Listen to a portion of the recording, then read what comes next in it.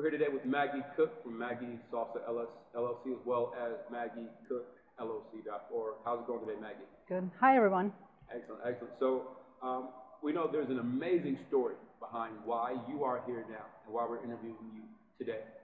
So what we wanted to do was, if you can just introduce yourself to the world and kind of tell people why they need to listen to you now. Well, my name is Maggie Cook, and I have a tremendous, inspiring story. It's going to touch people's lives. It's basically a story of perseverance from childhood, where I was born in Mexico in an orphanage. I grew up with 68 brothers and sisters. 68! People don't find it hard to believe that I have 68 siblings, but how it happened was my parents adopted 60 kids through the years. They have been missionaries in Mexico for over 38 years. And through the years, they also took over 200 kids that they cared for. Okay, and again, just for clarification, there's two businesses here. It's Maggie Salsa LLC, yes. And that's the business you built the multi-million-dollar brand from. Yes. Correct. And from there, you've expanded to MaggieCook.org. Yes. Right, and you're using that as a way to. So, what's the inspiration behind MaggieCook.org? What's your goal behind that? My goal behind that is my purpose.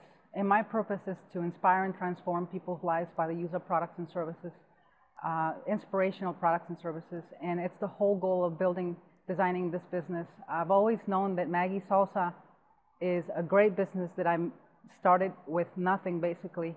But I always knew that Maggie Salsa wasn't it for me. I always knew that there was something greater, something bigger for me. And what I really, truly want to do is really touch and impact people's lives. And I feel like I'm beginning to do this with Maggie Cook LLC, and with a new book coming out, and the other products that we have to offer, and the future products that are to come. Okay, so let's take it back just for a second. So we see where we are now. Incredible success, incredibly successful business. So where did this all start? Where did this all begin? Well, it all began in the mountains of central Mexico. Was born and raised there. My parents, took in all these kids. They were missionaries in Mexico. 8 of us were biological, and they, like I said before, they took over 200 kids also that grew up with us. It was really, truly an experience. I always wondered what it was like to grow up in a normal family of 4 or 5, but it certainly taught me a lot of things. We didn't get a lot of hugs or I love yous from our parents, but it was a learning experience, and it's no regrets.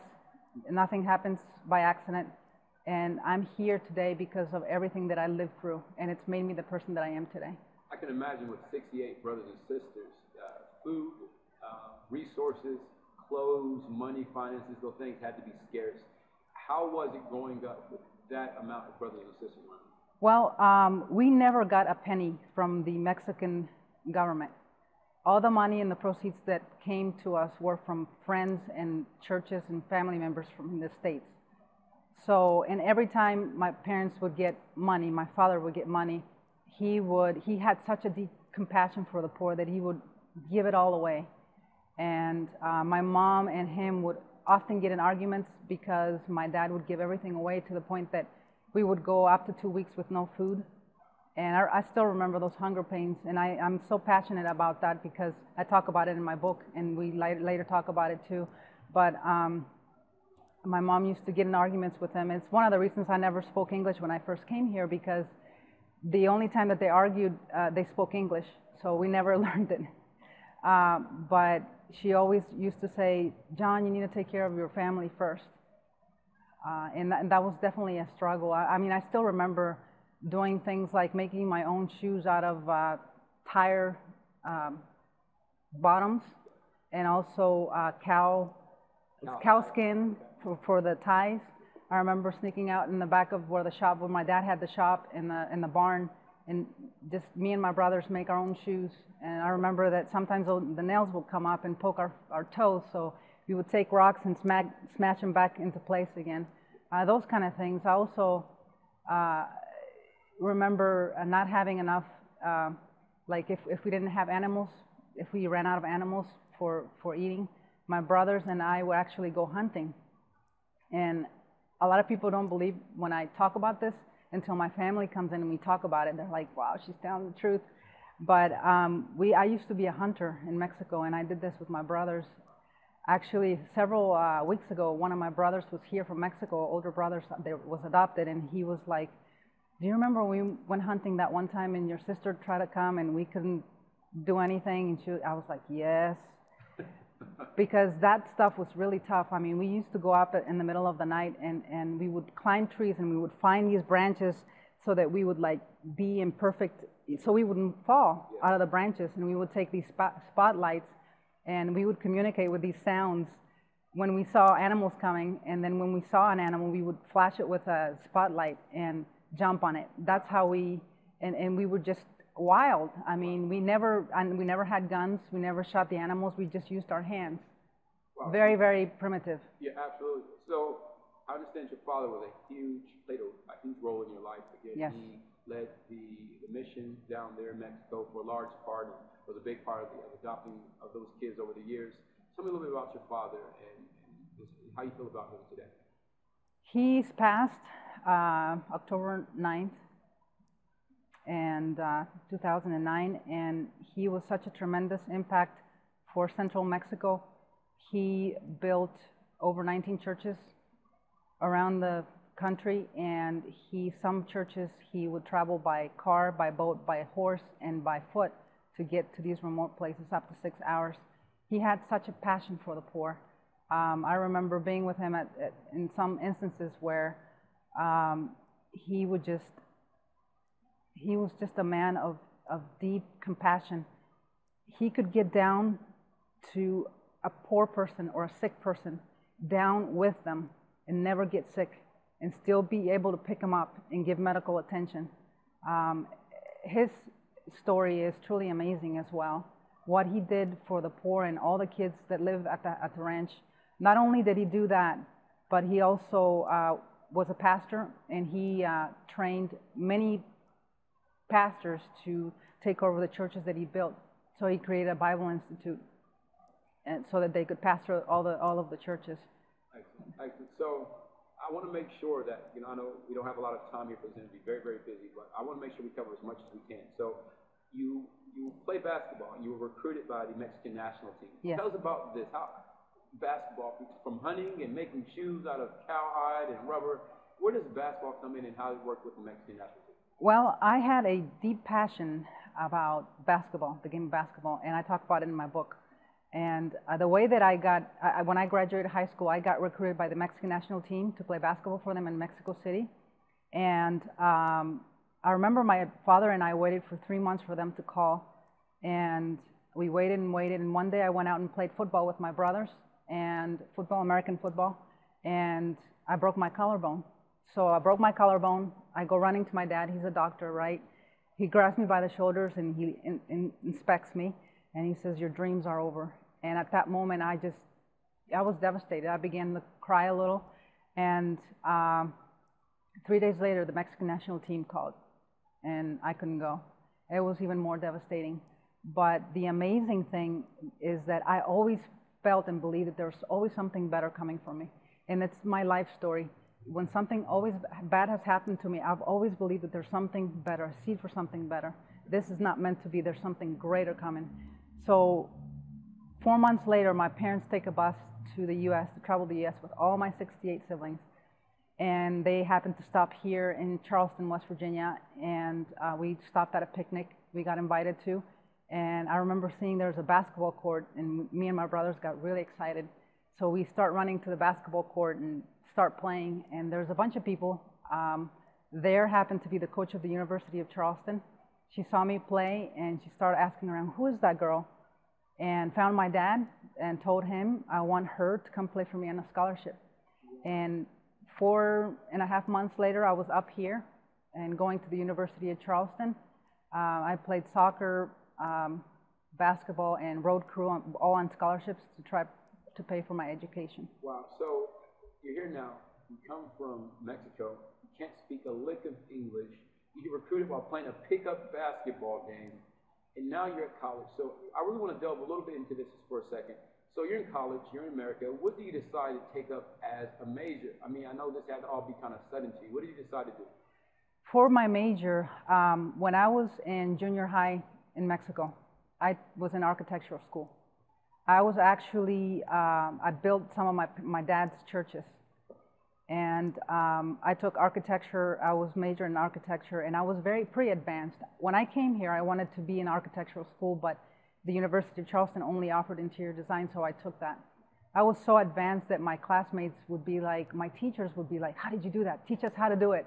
You know, we would do these plans, these floor plans, and I had these tricks and techniques that my teachers in Mexico taught me in junior high. So that's what I decided to go with here. Wow, so excellent. So now what did you do after this? So you graduate college. I imagine you road cruise some incredible things there. So tell us what happens now after college? What happens next? When I graduated college, I began working in my profession, interior design, and I started working for an interior design company here, and started making my salsas and dips. And everybody told me, you should sell this stuff. And I'd be like, you're nuts. Because it took me 4 hours or 3 hours to chop 1 gallon of salsa. And I remember back then it would cost me $40 to make 1 gallon of salsa. And now we can chop about 5 gallons in 15 seconds. Wow. Wow, that's huge. So now understand that before this Maggie salsa thing, so everybody's telling you should make your salsa. And I understand you entered a contest. Is this correct? Yes. Tell us about it. Actually, my friends kind of forced me a little bit to enter this salsa contest. They signed me up. I really didn't want to go. They signed me up and I went. And to my surprise, I won first place by unanimous vote. I beat everybody. And that was my aha moment. I thought maybe I do have something here. And so I started to do all the research that I needed to do to start the business. I didn't have any money. I was deeply in debt. And it was kind of challenging. But soon after that, somebody came along and gave me $800 to start this business. No strings attached. They saw the potential that I had, my drive, my fire to start this. I just wanted to be somebody. I wanted to be something. I wanted to break away from the ordinary, from working 9 to 5 regular job. So I started somewhere. I started there. So now we would love to say that the story goes $800, multi-million-dollar brand. What happened in between? Well, I remember that I started my business in 2004, and I didn't know how to start a business. When I went to college, I only took one business class, Business 101, and that's it. And I remember Google was my only research source. And I remember I created this long list of stores to call, from the smallest to the largest in my mind. And I began cold calling the stores. 90 stores told me, no, we don't want your products. They didn't understand the fresh concept of what we were. Because when you talk about salsa, you talk about jarred salsa. There are hundreds of them in the market. They're in the shelves. They last for up to 6 years. This was fresh cut tomatoes from the garden, ready to eat, at that time, only lasts about 15 days shelf life. And they didn't understand that concept. So they told me, no, no, no, no. And I felt a little bit defeated. Went to my friends. Actually, my business partner now told me, why are you doing this? You're not making any money. You should just not do it. And everybody was telling me, no, no, no. But I understood that I had something. I had a niche.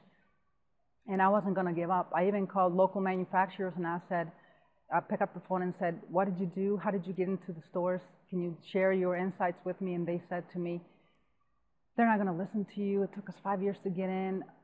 Several stores like that, or manufacturing companies. And it was just one, down after the other after the other. And I understand also, even before this happened, you were homeless. So not only did you get these numerous rejections once you started going, but even before this, you actually were homeless, living homeless on the streets here. Yes, yes, absolutely. I remember that incident. It was pretty devastating for me because I kind of experienced some suffering. I remember that happened before I started the business, and I had a station wagon. I lived about a couple of months out of the winter in my car. Had a station wagon, and the back part of it, I actually folded down so that I would create a bed so I could sleep in.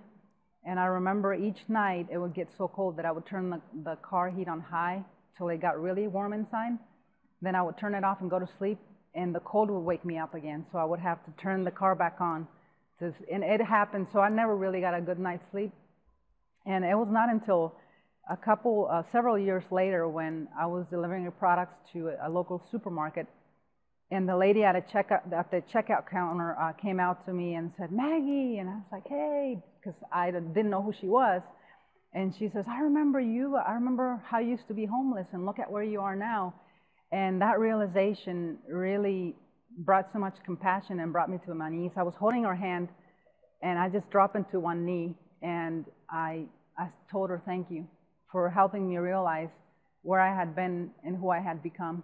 And I realized later on who she was. She was the lady she was one of the cooks at the University of Charleston that happened to drive by when she saw me sleeping in my car. Wow.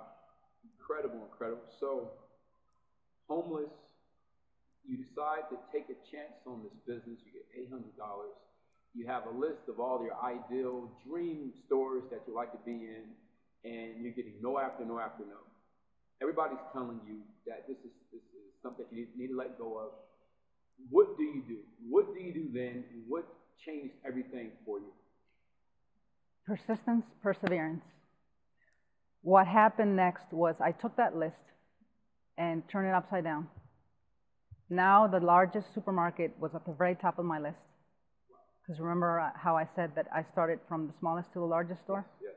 So in my mind back then, the largest supermarket was the Whole Foods markets, which is the largest organic retailer in the United States. Wow. So I picked up the phone and I called them and I left a message and I said, "Hi, this is Maggie with Maggie Salsa. I have an excellent pico de gallo salsa that you guys would love. If you would like to give me a call, this is my number." Hang up the phone. The next day they called me. This was 6 p.m. the next day. And they said, "We heard about you. We want to know more about you. When can we try your products? When can you come?" And I said, "When do you guys meet next?" And they said, "Tomorrow at 9 a.m. So I said, "I'll be there." I literally packed up my car with salsa, drove all night long, and met with them at 9 a.m. that next morning. And they just went crazy. They said, "When can we have this stuff?" And at that time, I was making about 200 pounds a week for local people. And I was traveling about 1 hour away to Huntington and back, so 2 hours, making this stuff. And their first order was of 10,000 pounds of salsa. That's roughly 60,000 tomatoes. And it was just me and this other girl that was a team member. And I remember cutting so many tomatoes and packaging everything that we were sore after 1 week of doing all that. But we did it. And I understand you actually were a truck driver as well. You were making those commutes. You actually got your truck driver CDL license. Yes. Wow. You designed your packages. You did everything, right? Yes. When I started this business, those $800 were the best, well-spent $800. I did everything. I designed the website. I designed the product labels. I even got my truck driver's license. Wow. And I remember the very first truck that I drove, it was for the Whole Foods load, and it was 10,000 pounds of it. We couldn't find a truck all week long, but I finally found one, and it was a really, really old truck. It was so old, there was wire sticking out of the dashboard. The seat was so rusted, you couldn't adjust it. The shifter was so wobbly, you didn't even know where the gears were. There was no numbers, nothing. So I pack up the truck, and I get ready to leave for Whole Foods, and take off down the road, and there's a stoplight. And I realize, I'm short. I'm 5'2", and the seat is going. It won't adjust. So there's no choice. So I'm just driving. When I get to the bottom of the light, my butt scoots to the back of the seat, and I can't reach the pedals. So when I try to go, this truck is going like back and forth, and people around me are looking at me, like laughing at me, and I'm sweating suddenly, and I'm just kind of freaking out. Yeah. I finally get this truck up the hill. I pull it to the side of the road, and I'm thinking to myself, I'm not giving up. I'm going to deliver this order. It's going to be delivered to Whole Foods on time. What can I do? What can I do? I got up the truck, started walking around, and saw in the ground that there was a piece of wood block. So I had remembered that I had duct tape in the truck because I had duct taped the mirrors with it. They were falling off. So I took that duct tape and duct taped a piece of wood block on my foot to reach the pedals, and I drove to Maryland with that piece of wood block and still made it on time. Wow, that is amazing. That is amazing. So that was the beginning of what America now knows as Maggie's Salsa. That Yes. was the behind story that no one ever knew. They probably imagined it was an overnight success. Clearly wasn't the story. How big is Maggie's Salsa now? You can find us in supermarkets like the Whole Foods markets, obviously, and Walmart, the Kroger company in Harris Teeter, and we're growing. We have been so blessed. I believe that once we were in Whole Foods, which is a very reputable company, that everybody else wanted to do business with us. It was the perseverance of not giving up and getting that big contract that really set everything in motion. And you ultimately turned Maggie's Salsa into a multi-million-dollar Yes. business without Yes. getting into debt. You make that a point. Why do you make that such a point? Because where I came from, growing up in an orphanage where I experienced a lot of suffering, to becoming homeless here, to starting a business that I turned into a multi-million-dollar success without getting in debt. That's the driving factor of my story. It's the inspirational part. It's the what happened through from start to end, not to end yet, but what happened since the beginning, that I've applied principles, success principles, techniques, and tools that have made my life what it is today, a success. And that's the one thing that I really want to try to share with people. So now, I understand you created a new movement. Yes. Based off of a lot of these things that you're discussing now. Tell us about going back to your family and things like that.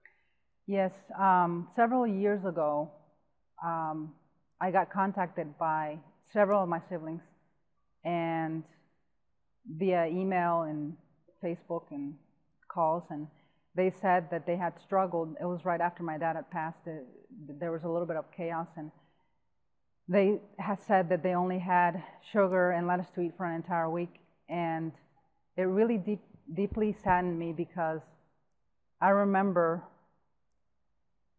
being there those years, and it took me back to where I was growing up.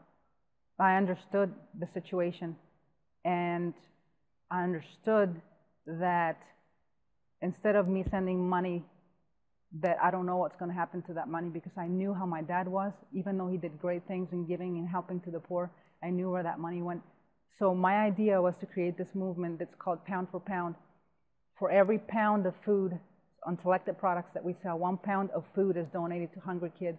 So the way the movement works is that we actually buy these foods. We buy the dried beans, the dried rice, the powdered milk, things like that, that we actually physically buy and take to the place. So up to date, we bought over 60 weeks worth of food for the orphanage, and we've been able to help and make an impact in kids' lives. That's an incredible program. The story is inspirational. It's amazing. It has all the twists and turns of a major Hollywood movie, right? It's incredible. But that has led you to where we are now. Yes. Mindful Success. Yes. It's the new book. It's the reason why we are here today. Tell us about Mindful Success. Tell us what's your drive behind it, and what can we expect from the book? The book is an excellent book. It's basically shares wisdom, success stories, fascinating stories from childhood till now, and what I've been able to accomplish. It's more of a spiritual book combined with principles and techniques that you can apply to your life to become the person that you want to become. If you have a dream, a goal, what do you want to be when you grow up, so to speak? It's nothing but inspirational from the first page to the last page, and it talks about every single struggle that I had, what I did to overcome it, the principles that are taught, who you are as a spiritual being, what can you do with your mind to really transform your life and end your suffering. Excellent. So, Mindful Success. Can we look forward to any more products, any more seminars? I imagine people want to get more up close in person with you, Maggie. Can we look forward to anything in the future from your company and your business? This is just the beginning. There is so much to come. There's so many products that we're coming out with. so many different products. And we're very excited to be able to share and begin the journey of transforming people's lives. Excellent. Well, thank you very much. We want to say thank you again. We have Maggie Cook here from MaggieCook.org and also from Maggie Salsa LLC. Thank you very much, and we wish you all the best and much success with Mindful Success, the book. Thank you very much. Thank Maggie. you.